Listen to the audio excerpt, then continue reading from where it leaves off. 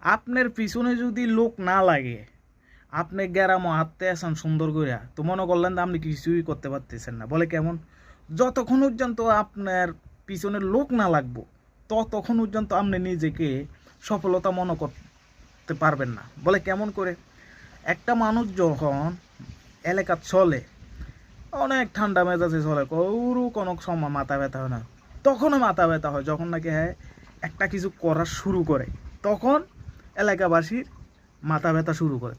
তাহলে আপনি মনে করতে হবে যে আপনি কিছু এখন করতে আছেন। যতক্ষণ পর্যন্ত আপনার পিছনে লোক না লাগবো, ততক্ষণ পর্যন্ত আপনি নিজেকে কিছু মনে করতে পারবেন না, তইলে আপনি কিছুই না। যখন আপনার পিছনে লোক লাগিয়ে গেছে, তইলে মনে করতেন না আমি কিছু আবার এখন কিছু করতে আছি, এখন আমাকে নিয়ে মানুষে সমালোচনা করে, এখন মানুষ আমার পিছনে লাগিয়ে গেছে, আমাকে কীভাবে ধ্বংস করবো সেইভাবে এখন ব্যবস্থা নিতে আছে। তাহলে আপনি মনে করবেন যে আপনার সফলতা সামনে, আর যারা আপনার পিছনে লাগছে হ্যাঁ তার হয়েছে ব্যর্থতা। ঠিক আছে?